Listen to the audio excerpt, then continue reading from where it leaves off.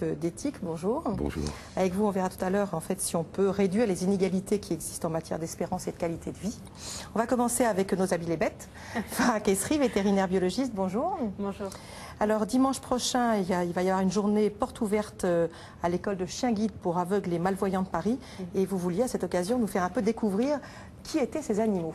Oui, absolument. Ce sont des chiens qui vont avoir le rôle de compenser en partie la déficience visuelle d'une personne. Donc, ils vont un petit peu jouer le rôle des yeux, ils vont remplacer un petit peu la vision des personnes aveugles et leur permettre d'avoir plus d'autonomie, beaucoup plus qu'avec une canne. On va entraîner ces chiens à devenir de véritables guides. Par exemple, on va leur apprendre à aller jusqu'à la station de bus, monter dans le bus et conduire justement la personne aveugle jusqu'à le siège qui sera libre à ce moment-là. Donc, par la suite, on peut aussi leur apprendre à tout simplement à être beaucoup plus vigilant, par exemple, à tout ce qui est les problèmes d'obstacles. Ils vont assurer la sécurité des personnes aveugles. On va aussi pouvoir travailler sur le relationnel entre le chien et la personne aveugle parce qu'il va y avoir ce qu'on appelle un lien d'attachement extrêmement fort. Il y a une relation de confiance entre les deux.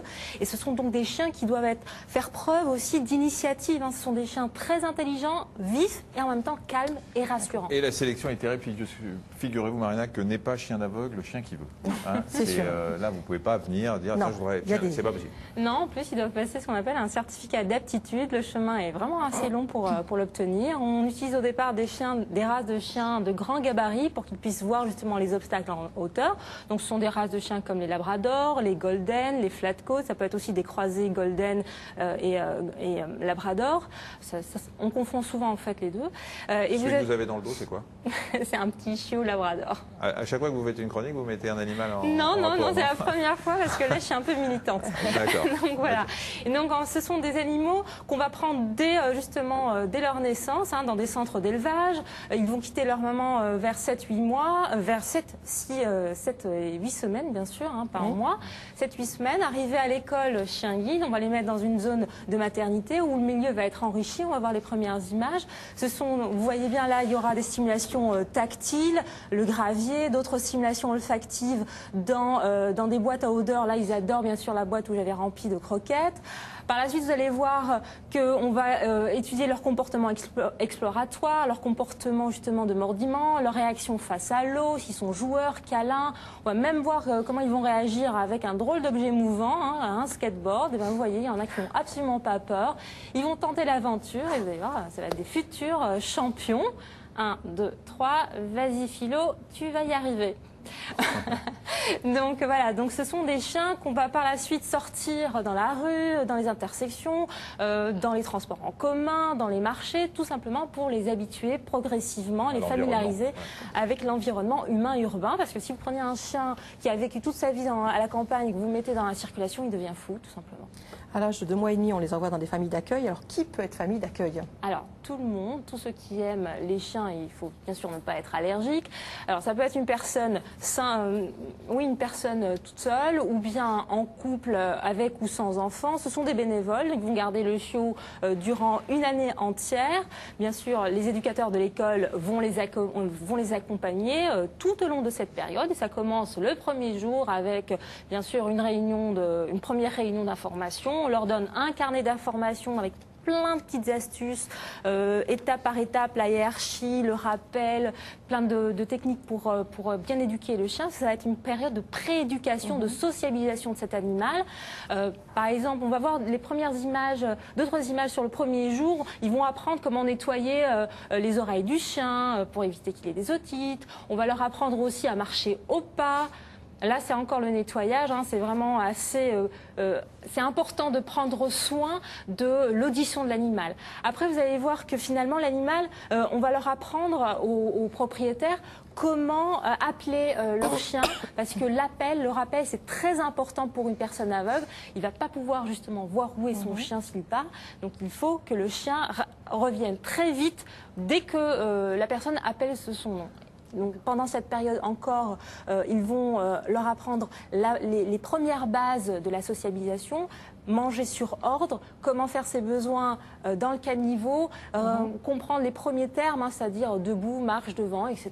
Et après, une fois qu'il est devenu sociable, oui.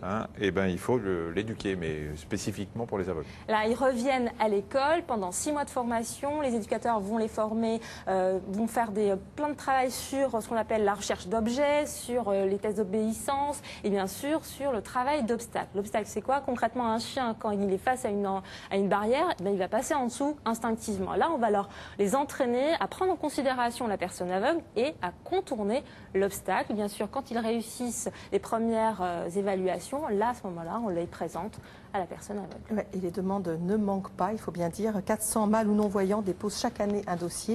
Et l'attente est longue, on a bien compris. Simon Fichet et Mathieu Vibo ont accompagné Anna, qui est malvoyante, à la recherche d'un chien guide. Regardez. Seule avec sa canne, Anna ne supporte plus cette dépendance. Malvoyante depuis l'enfance, elle a donc décidé de prendre un chien guide. Elle a fait sa demande il y a 2 ans et aujourd'hui elle a rendez-vous avec Laurence pour définir quel type de chien peut lui convenir. Dans l'école de chien guide, on a un élevage qui nous permet d'avoir un cheptel de chiens qui peuvent être en fonction des portraits très différents les uns des autres. On les connaît bien, nos chiens, par contre, tant qu'on ne vous connaît pas, on n'arrive pas à savoir quel type de chien on doit vous présenter. Donc aujourd'hui, vous et moi, il faut qu'on arrive à tirer le portrait robot du chien idéal pour vous. Mais pour cela, Laurence a d'abord besoin de définir la personnalité de la jeune femme, comprendre son quotidien. Alors, vous êtes étudiante toujours? Oui, à la Sorbonne. Votre trajet de domicile Sorbonne? Je prends le transport en commun, Ouais. j'ai beaucoup de trajets, 3 heures tous les jours. 3 heures de trajet? Oui.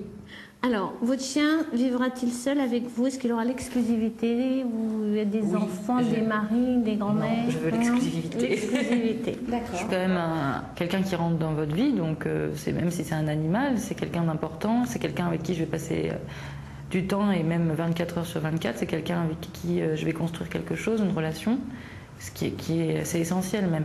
Donc je me suis préparée, j'ai préparé mon appartement, j'ai préparé mes amis, parce que c'est quand même... faut que les amis aussi soient au courant, voilà. Si dans le cas d'Anna, la préparation a été longue, en moyenne, il faut attendre 10 mois pour trouver le compagnon idéal. Choisir un chien, c'est faire un pari sur l'avenir, c'est sur 10 ans, c'est une histoire qui va se construire sur 10 ans, donc c'est quand même un pari avec pas mal d'inconnus dedans. Ça peut aller très vite, parce qu'on peut très bien avoir ce chien idéal, pile poil, il est là, il finit son éducation, dans 4 mois il a fini, 4 mois après la personne elle peut être en stage, ou au contraire ça peut mettre beaucoup de temps, beaucoup plus que la moyenne parce qu'il y a quelque chose de particulier dans l'environnement ou dans le déplacement de la personne et qu'il faut un chien avec un profil très précis. On va ressortir. Et pour ne pas se tromper, l'éducatrice ne laisse rien au hasard. L'entretien se poursuit donc dans la rue. Pour l'instant, on part en ligne droite, on essaie de trouver ensemble un rythme de marche où vous vous sentez bien. Ça permet à la personne d'avoir un premier déplacement au harnais, d'avoir des sensations de guidage sans avoir non plus à gérer un chien pour l'instant. Mais cet exercice permet surtout à Laurence d'apprécier la taille, la vitesse et la foulée d'Anna afin de lui proposer le chien le plus adapté. Aujourd'hui, la jeune femme va en essayer 2. Premier test avec Elba. Le courant a l'air de passer. La chienne est plutôt du genre extraverti. Comme tous les autres chiens de l'école, Elba est née ici et vient de suivre 5 mois de formation.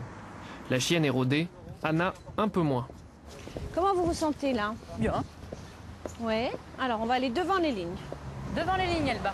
Voilà, ça c'est parfait. C'est parfait, vous faites une énorme caresse. Voilà. J'aime bien Elba, elle est sympa. Mais non, mais elle n'est pas assez exclusive par contre. Ce que je veux, c'est un chien assez dynamique, volontaire comme elle. Mais elle est trop... C'est une jeune chienne trop... elle va se tourner vers les gens trop facilement. Ça se sent tout de suite. Avec Elba, ça ne colle pas. Devant. Voici Va Izzy. devant, Izzy. Izzy, va devant. Sentez cette puissance? C'est un chien adorable, mais il est un petit peu trop gros pour moi. Voilà.